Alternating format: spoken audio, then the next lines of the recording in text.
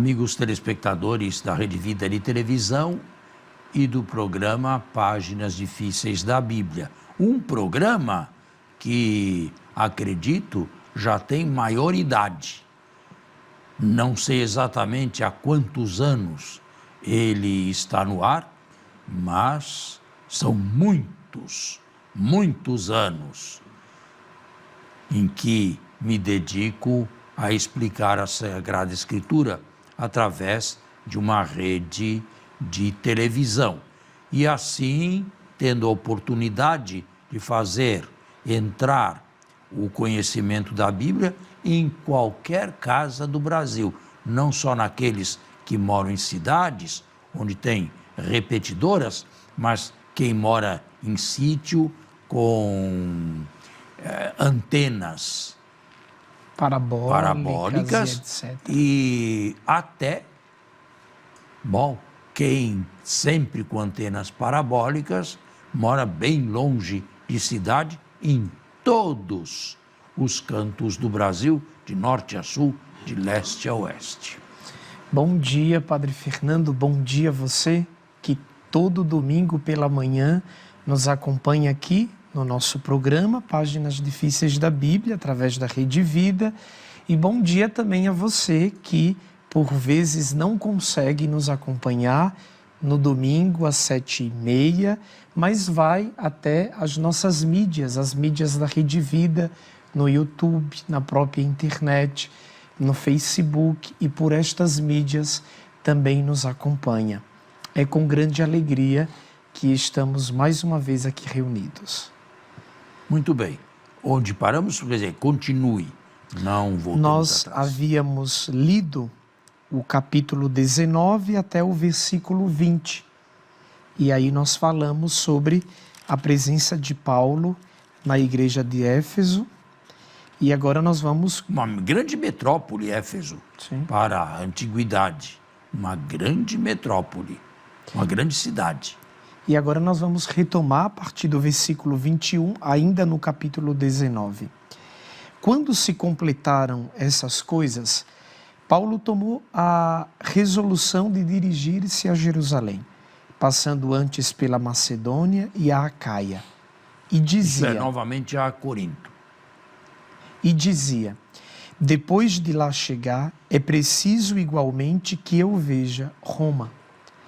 Enviou então à Macedônia 2 de seus auxiliares, A Grécia. Timóteo e Erasto, enquanto ele próprio permanecia ainda algum tempo na Ásia. Em Éfeso. Por essa ocasião, houve um tumulto bastante grave a respeito do caminho. Cristianismo, né, padre? Certo Demétrio, que era ourives, era fabricante de nichos de Ártemis, em prata, proporcionando... Bem. Quem era esta deusa Ártemis? É a famosa Diana dos romanos. Era uma deusa famosíssima e conhecida em todo o Oriente. Em Éfeso, ela possuía um templo suntuoso. E pela cidade havia ourives. Sabemos o que é um ourives, quem trabalha estatuetas de metal, chamado Demétrio, que fabricava, assim, em miniatura, templozinhos de Ártemis, de Diana.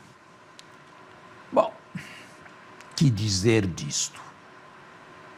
Se você vai em Aparecida do Norte, você não encontra estas coisas também? Sim. Em Lourdes, em Fátima. Está cheio de em Roma. Locais, cheio de lojinhas, onde você encontra Nossa Senhora Aparecida de todos os tamanhos. Onde você encontra até mesmo, acredito eu, a Basílica. Sim, miniaturas. De Aparecida, em miniatura. É a fé popular, no caso de Aparecida. É a fé popular. Não vou dizer que é o essencial, eu não faço, mas também não condeno absolutamente quem vai lá e compra com boa intenção. Não, a intenção aí vicia muitas vezes, se é para uso supersticioso. Mas isto vale também e, sobretudo, para a água benta. Que é que fazem com tanta água benta em casa? Sim. Aí pode ver uma boa parte de superstição também, e não mais religiosidade popular, uma espécie de sincretismo. De certo, essa nota aqui, esses versículos aqui, seria melhor, né, uma pergunta, para situar o leitor a respeito da situação daquela comunidade em Éfeso. Ou seja, a senhora daquela cidade era Diana. Era a deusa Diana. E o comércio, Artemis, de certo, dos girava gregos. em torno dela. Ah, claro, evidente. Bom, nem todo o comércio, mas uma boa parte de lojistas viviam desse santuário aí, que era conhecido e celebrado em toda a Ásia. Existem ruínas ainda deste antigo templo, ruínas, apenas ruínas. Continue o texto. O 25. Tendo-os reunido, bem como a outros que trabalhavam no mesmo ramo, e seus ourives, disse: Amigos, sabeis que é deste ganho que provém o nosso bem-estar. Entretanto, vedes e ouvis que não somente em Éfeso, mas em quase toda a Ásia, este Paulo desencaminhou com suas persuasões uma multidão considerável, pois diz que não são deuses os que são feitos por mãos humanas. Isto não só traz o perigo de a nossa profissão cair em descrédito, mas também o próprio templo da grande deusa Artemis perderá todo o seu prestígio. Isto é, veja, a religiosidade misturada com dinheiro, ou a religiosidade sustentada a partir do dinheiro. Do dinheiro. É atual isso. Sendo logo despojada de sua majestade, aquela que toda a Ásia e o mundo veneram. Ouvindo isto, ficaram cheios de furor e puseram-se a gritar: Grande é a Artemis dos Efésios. A cidade foi tomada de confusão e todos a uma se precipitaram para o teatro, arrastando consigo os macedônios, Gaio e Aristarco, companheiros de viagem de Paulo. Este queria enfrentar o povo, mas os discípulos não lhe permitiram. Também alguns dos asiarcas, seus amigos, mandaram rogar-lhe que não se expusesse, indo ao teatro. Uns gritavam uma coisa, outros outra. A assembleia estava totalmente confusa e a maior parte nem sabia por que motivo estavam reunidos. Isto tudo tem o sabor de uma notícia que, em substância, aconteceu. O 33. Alguns da multidão persuadiram Alexandre e os judeus, fizeram-no ir para a frente.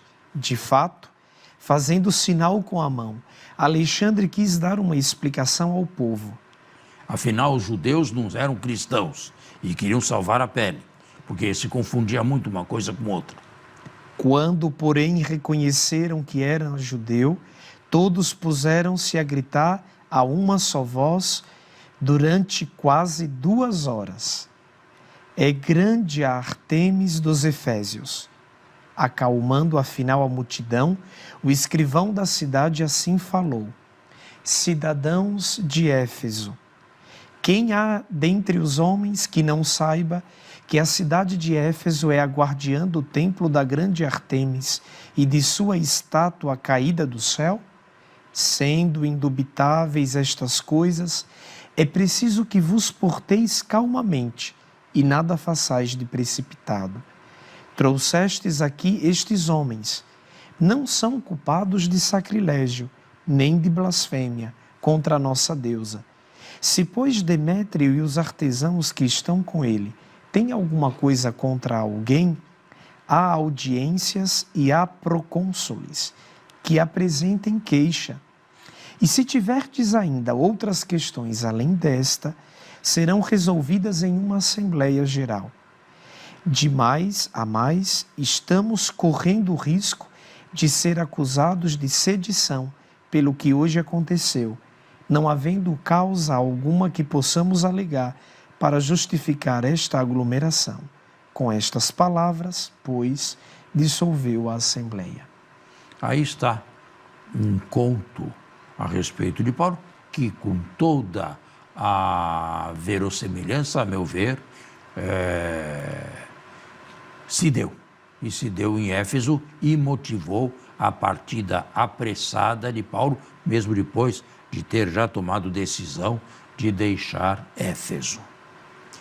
Nós estamos no momento de fazer um pequeno intervalo e voltamos já.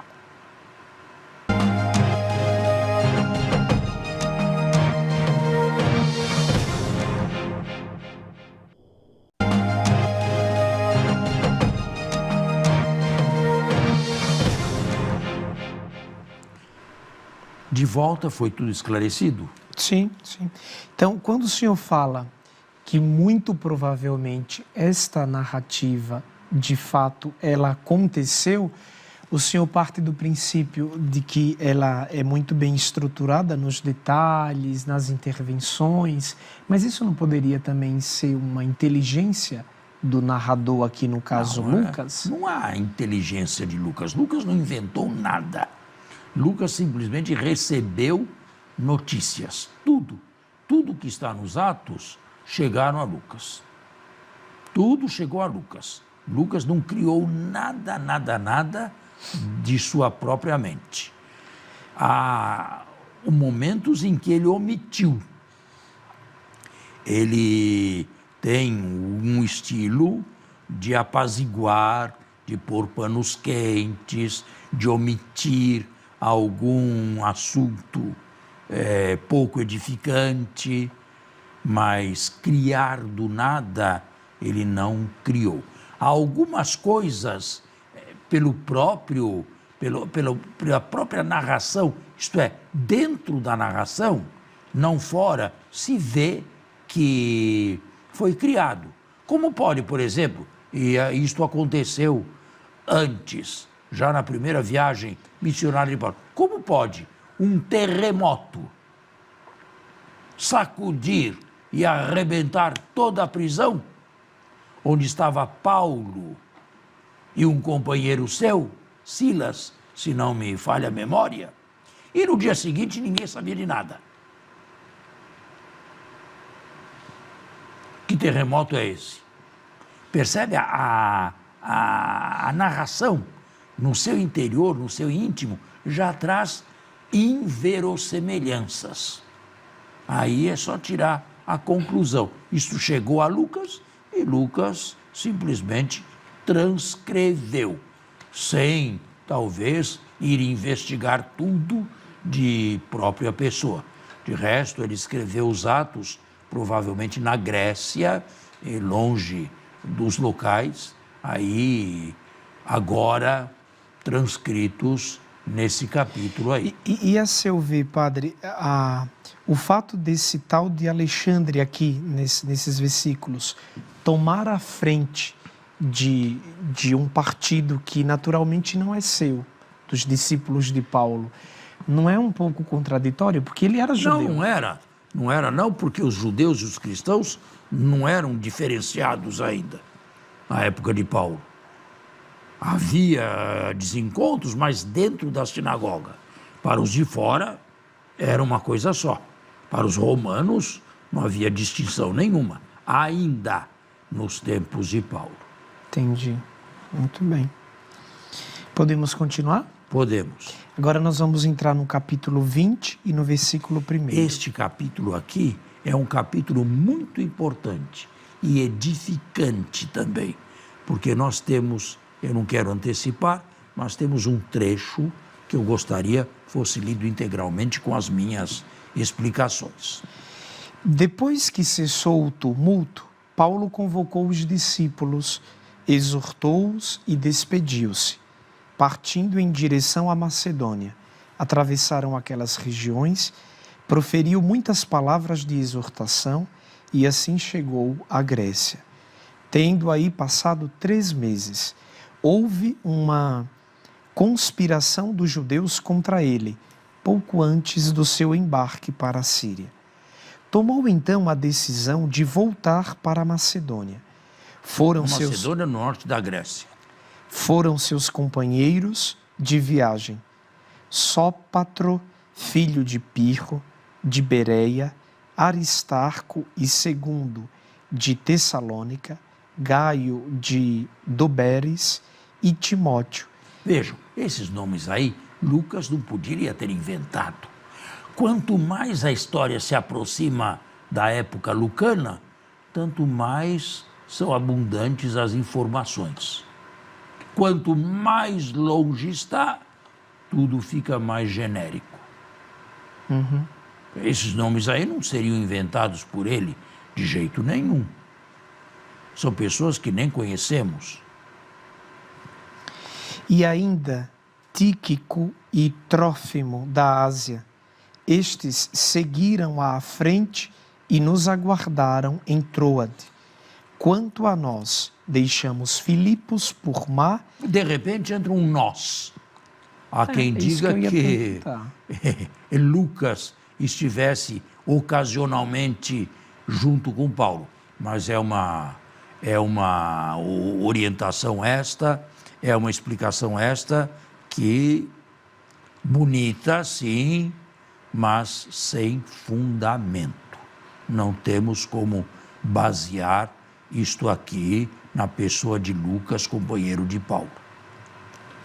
Mas o senhor fala isso por uma questão cronológica? Seria não, por questão cronológica não, porque os dois viveram mais ou menos na mesma época. Mas Lucas viajou com Paulo alguma vez? Seria muito forçoso só levantar uma hipótese provando isso. Simplesmente a partir de um nós. Esse nós aqui pode ser um diário de bordo, um diário de viagem, com todas essas figuras aí, cujos nomes você citou. Poderia ser um simples diário de viagem. Sim. Mas não temos como afirmar que Lucas estivesse aí presente também. 5 dias depois...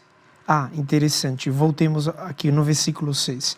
Quanto a nós, deixamos Filipos por mar após os dias dos pães sem fermento. Após a Páscoa. 5 dias depois, fomos encontrá-los em Troade, onde permanecemos 1 semana. No primeiro dia da semana, estando nós reunidos para a fração do pão, Paulo entretinha-se com eles. Estando para partir no dia seguinte, prolongou suas palavras até a meia-noite.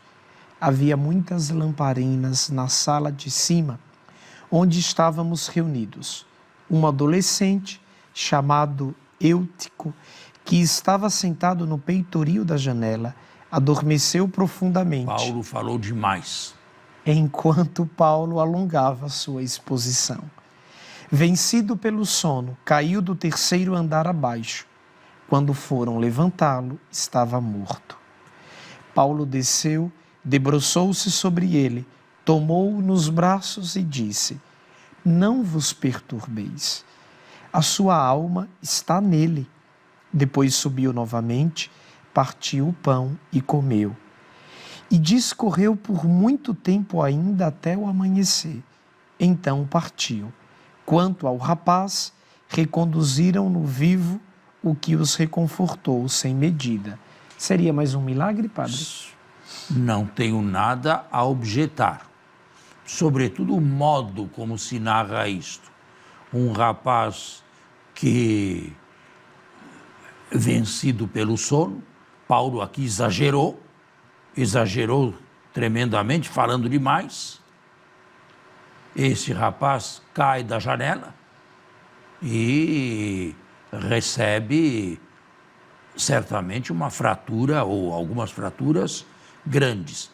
se realmente estava morto. Todos o davam como morto. Mas você tem que distinguir também entre morte aparente, o que fazemos hoje, não no passado. Morte aparente, morte real, morte de determinados órgãos, não é? E distinguir isto aqui da morte metafísica. Isto é, a morte real, a morte verdadeira. O texto não entra nesses pormenores.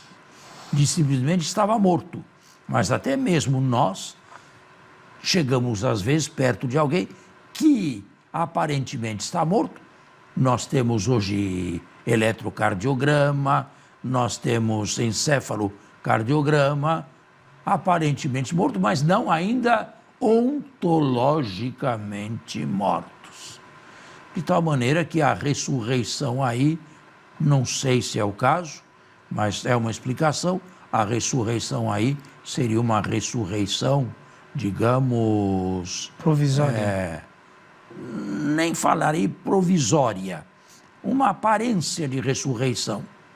Uma espécie de ressuscitamento? O que aconteceu com Lázaro? Agora, o texto não é claro se realmente estava morto. Diferente de Lázaro, que estava enterrado há 4 dias e já cheirava mal. É um problema, não sei. Sabe, nos evangelhos, Jesus está em determinado lugar e alguém chega dizendo que o filho ou a filha, agora eu não me recordo. Jairo. A filha de Jairo morreu. E Jesus vai lá e vê que ela não toca nela e há alguma coisa e ela volta a viver. Aí eu acredito que realmente houve um ressuscitamento. Por quê? Em primeiro lugar, Jairo.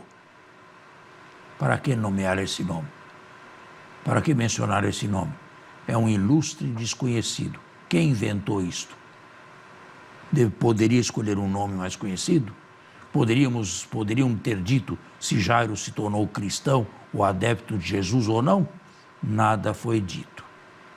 Segundo lugar, e a favor da historicidade, pelo menos pensando como Jesus pensou naquele momento e os que estavam com ele. Pelo menos isto, no pensamento de Jesus e dos que o acompanhavam. Chegaram na casa e Jesus disse: a menina não está morta, dorme. Caçoaram dele. Diante do milagre mais extraordinário que Jesus fez, nenhum título cristológico, nenhuma afirmação cristológica, pelo contrário, um ridículo. Terceiro, Talita cumi. Por que não traduziram isto para o grego? Por que conservaram o texto ou as palavras de Jesus no aramaico? Tudo isto somado dá à narração um ar de credibilidade. Aqui eu já seria um pouco mais prudente, mas vamos ter que finalizar o nosso programa. O nosso tempo está esgotado e só me resta agradecer a presença de cada um e convidá-lo para um próximo encontro no domingo que vem. A você e a sua família, um abençoado domingo e uma boa semana.